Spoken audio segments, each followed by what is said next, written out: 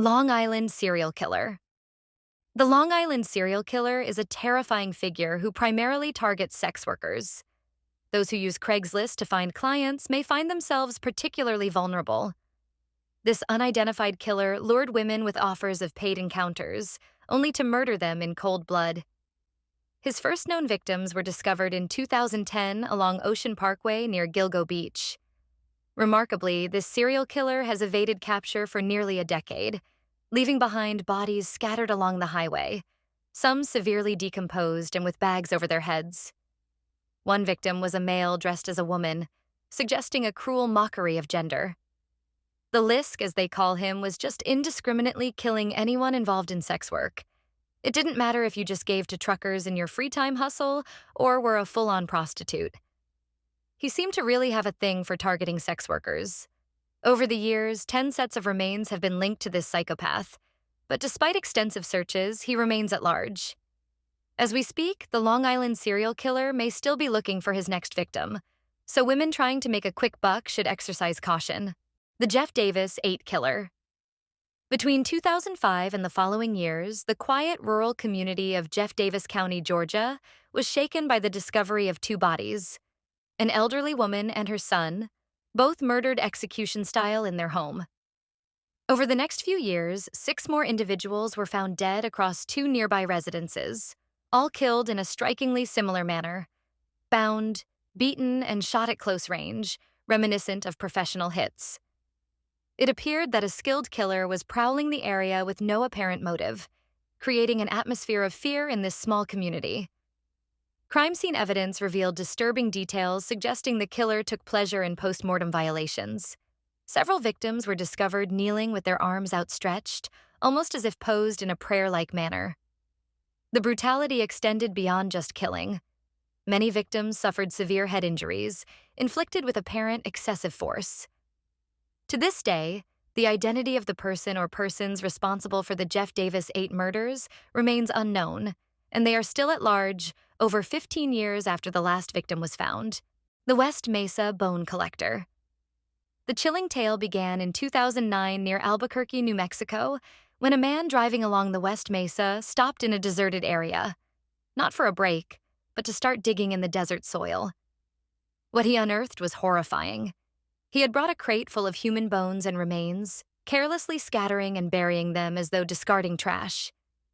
When a woman walking her dog discovered this gruesome scene, authorities were quickly alerted. The sight was so horrific that some responding officers were overcome, either vomiting or leaving the scene. The scattered bones belonged to at least 11 women, possibly more, who had vanished years earlier around 2003. This individual had kept their remains for years, ultimately treating them with utter indifference. Despite extensive DNA evidence and relentless investigations over the past decade, authorities have yet to identify this perpetrator. To this day, he may be among us, watching as the case develops, perhaps even looking for his next victim to add to his collection. La Mata Viejitas. La Mata Viejitas, a mysterious female serial killer, preyed on society's most vulnerable: elderly women. This cunning criminal would adopt a friendly demeanor, often posing as a nurse or caretaker, to charm her way into the homes of unsuspecting victims. Once inside, she would overpower these frail individuals and strangle them with her bare hands, making off with any cash or valuables she could find. The act of taking a life multiple times required a chilling dedication to her horrific craft. Operating in Mexico City for over a decade, La Mata Viejitas managed to remain under the radar, evading capture while leading a double life. Witnesses described her as a kind-looking middle-aged woman who could easily lull elderly victims into a false sense of security. Most of her targets were in their 80s and 90s, unable to defend themselves against her attacks. Estimates of her victim count range from 24 to around 50 elderly ladies murdered across Mexico City and its surroundings.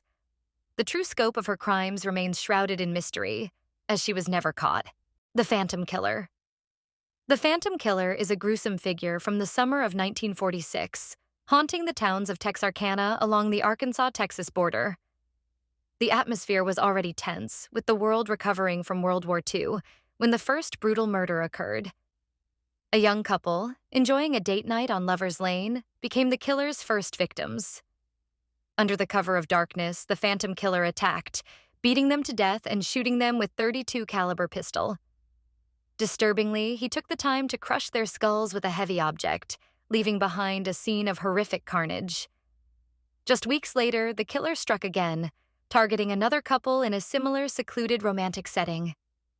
In this horrific act, the female victim's eyes were gouged out as she lay dying, illustrating the sadistic nature of the perpetrator.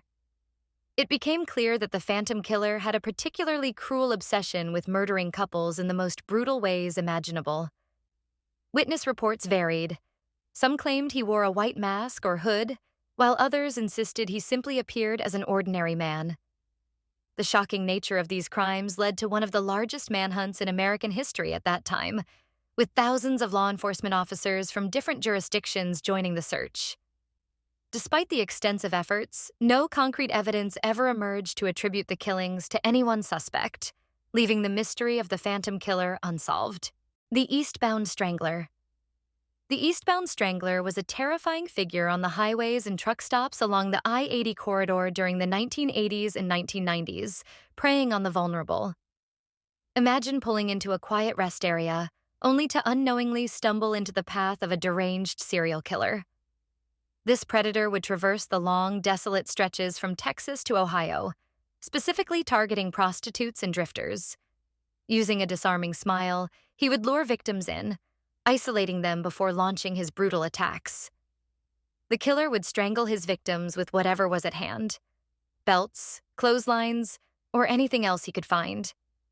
His MO became disturbingly ritualistic. After killing the women, many of whom showed signs of severe beating and prolonged torture, he would arrange their bodies meticulously. He would fold their clothes neatly, cross their hands over their chests as if conducting some twisted burial ceremony. In a grotesque display of dominance, he often redressed the bodies and items belonging to the victims, such as wigs or bras, before discarding their remains at secluded exit ramps or abandoned areas along the highways, treating them as mere garbage. Law enforcement faced a significant challenge in tracking this elusive killer, who operated across thousands of miles of open roads. The investigation, spanning multiple jurisdictions, became a chaotic game of telephone, with information getting lost or miscommunicated along the way.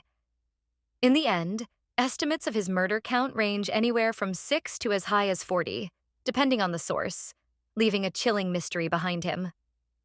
The New Bedford Highway Killer. The New Bedford Highway Killer was a ruthless predator who derived twisted satisfaction from murdering vulnerable women in broad daylight along the highways of Massachusetts. Operating primarily in the late 1980s and early 1990s, his hunting grounds included lonely truck stops and deserted roadside areas around New Bedford.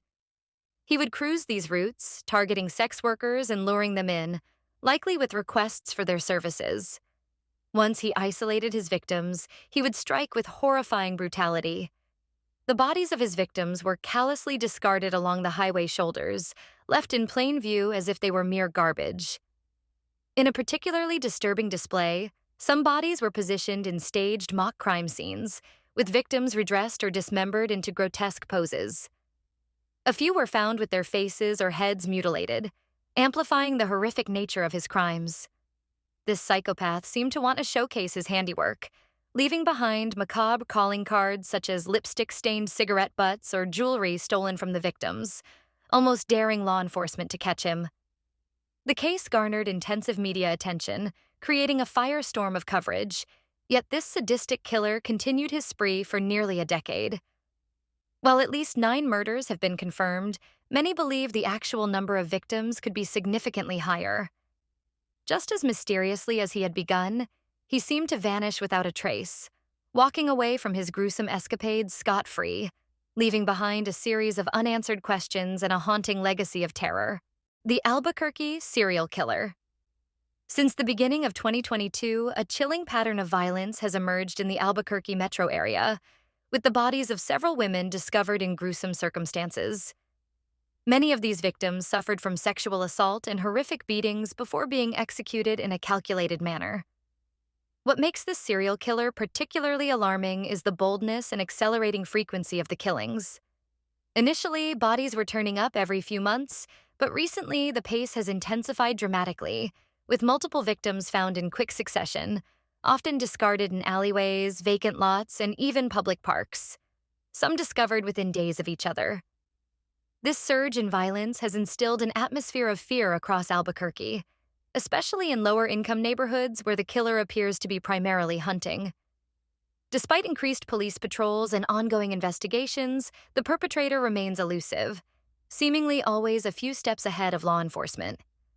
Reports suggest he may have been driving different vehicles and possibly taking trophies from his victims, adding to the chilling nature of his crimes.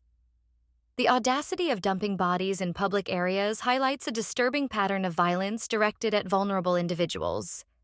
It remains unclear whether he is an angry misogynist targeting sex workers, growing bolder with each kill, or if he is a nomadic drifter who brings his murderous tendencies to each new city he inhabits. The Rainbow Maniac. In the early 2000s, a chilling predator known as the Rainbow Maniac emerged in Brazil, particularly targeting the LGBTQ+ community. Picture yourself at a gay bar in São Paulo, where you encounter this seemingly normal guy who approaches you, offering a drink. Unbeknownst to you, that drink is laced with a date rape drug, and before long, you would be at the mercy of one of Brazil's most notorious serial killers. The Rainbow Maniac meticulously scoped out gay clubs and bars, often using personal ads to lure unsuspecting men. Once he gained the victim's trust and isolated them, he would strike, subjecting them to horrific torture. Reports suggest he had an intense hatred for gay men, and many of his victims showed signs of extended suffering from stab wounds, blunt force trauma, and other brutalities. Some bodies were dismembered or arranged in grotesque poses, reflecting the sheer malice of his actions.